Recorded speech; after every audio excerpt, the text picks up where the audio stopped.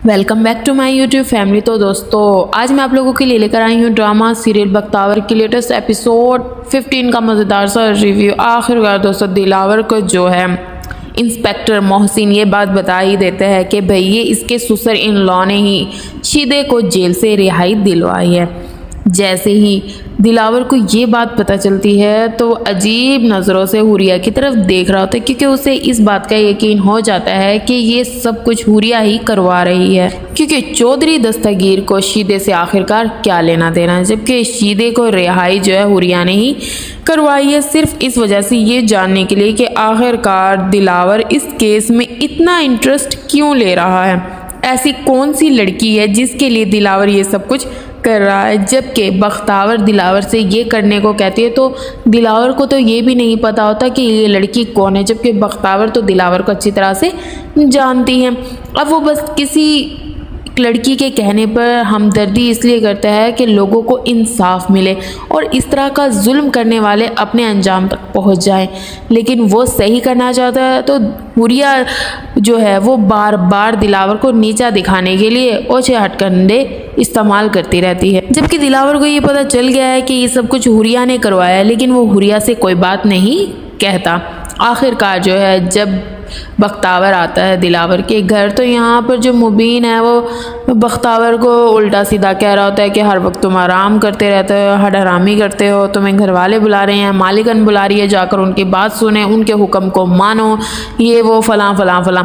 तो यहाँ पर जो है आखिरकार बख्तावर जो है वो जाती है दिलावर की अम्मी के पास। दिलावर की अम्मी जो है बख्तावर को मज़ीद काम दे देती है कि भाई तुम्हारे ज़िम्मे ये काम है। जब दिलावर तुम पर इतना भरोसा करता है तो मैं भी तुम पर भरोसा करती हूँ, क्योंकि दिलावर तुम पर भरोसा किसी वजह से ही करता होगा, तुम भरोसे के लायक होगे। लेकिन यहाँ पर दिलावर के जो नौकर हैं ख़ासतौर पर मुबीन वो भी बख्तू को पसंद नहीं करते, क्योंकि उन्हें लगता है कि दिलावर जो है वो बहुत ज़्यादा बख्तावर की साइड लेते हैं। वो तो इसलिए लेते हैं क्योंकि बख्तावर एक मेहनती है, वो मेहनत करना जानती है, वो अपना मकाम बनाना जानती है। दूसरी तरफ जो है हुरिया ने शीदे को बख्तावर के पीछे लगाया हुआ होता है कि भाई देखो जानो ये कौन है, क्या कर रही है, क्या नहीं। अब शीदा जो है वो तो हाथ धोकर बख्तावर के पीछे पड़ गया है। अब बख्तावर जहाँ भी अपने किसी काम से जाती है शीदा हर वक्त उसका पीछा करता है। अगर उसे बख्तू नज़र आ जाए तो बख्तू का पीछा करता है, अगर उसे बख्तावर नज़र आ जाए तो बख्तावर का पीछा करता है। लेकिन बख्तावर को ये नहीं पता कि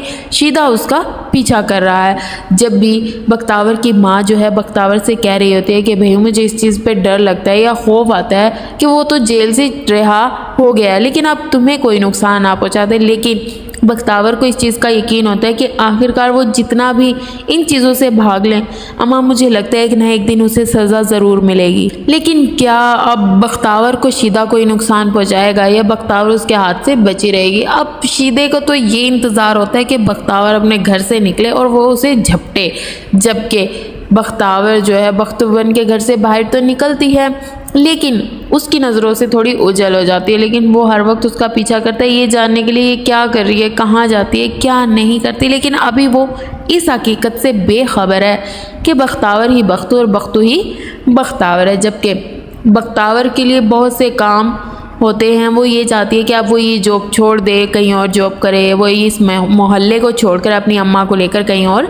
चली जाए। लेकिन यहाँ पर बख्तावर का बॉस है दिलावर, उसकी मंगनी की तैयारियां चल रही होती है। अब दिलावर को हुरिया की जो हरकतें हैं या उसकी जो प्लान है वो तो समझ आने लग गए हैं, लेकिन अभी दिलावर हुरिया के सामने ऐसी कोई बात नहीं करता और वो बस उसे कहता है ठीक है हमारी मंगनी की तैयारियां करो, उस पर तुम फोकस करो क्योंकि तुम तो बस यही चाहते हो। दूसरी तरफ जो है दिलावर की अम्मा वो बख्तू को जो है बहुत बड़ी जिम्मेदारी सौंप देती है कि भाई बहुत सारे जेवरात हैं, महंगे तरीन कपड़े हैं हुरिया के, ये तुमने इनकी पैकिंग करवानी है अच्छी तरह और इनका ख्याल रखना है। लेकिन बख्तू को जो है अब 2-3 जगह इंटरव्यू के लिए भी जाना था। अब उसे ये समझ नहीं आ रही कि मैं कैसे इनसे छुट्टी लूँ या हाफ डे लूँ जिसकी वजह से मैं जाकर अपने मज़ीद काम फिर दूसरी तरफ जो है हुरिया अपने अब्बू से कह रही होती है कि भाई वो जो शीदा हमने निकलवाया था जेल से वो मेरे पीछे हाथ धोकर पड़ गया, यहाँ तक कि अब मुझे ब्लैकमेल करने लग गया है कि भाई मुझे इतने पैसे चाहिए, उतने पैसे चाहिए, मेरा ये काम कर दे, मेरा वो काम कर दे।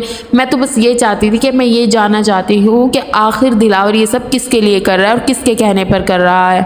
अब जो है हुरिया इस बात पर पछता रही है कि मुझे उसे जेल से रिहाई नहीं करवानी चाहिए थी। दूसरी तरफ जो है बख्तावर अपनी अम्मी से साफ साफ कहती है कि अम्मी मेरा आज इंटरव्यू है, मुझे इंटरव्यू के लिए जाना, तो आपको मेरे लिए बहुत सी दुआ करनी है। अब बख्तावर जो है अपने घर से निकलती है लेकिन शीदा उसका पीछा करता है। अब उसके पीछे पीछे वहाँ तक जाता है जहाँ जहाँ वो इंटरव्यू देने जाती है, लेकिन अभी उसके लिए कोई उम्मीद नहीं है कि उसे जॉब मिल जाए। दूसरी तरफ हुरिया को कॉल करके शीदा ये कह रहा होता है कि मैडम जी मुझे जो है पता चल गया है बख्तावर के बारे में, लेकिन हुरिया उसकी कॉल से डिस्टर्ब हो रही होती है, उसकी कॉल अटेंड नहीं कर रही होती। वो बार बार ये कोशिश कर रहा होता है किसी तरह जो है हुरिया उसकी कॉल अटेंड करे और वो उसे बख्तावर के बारे में बताए।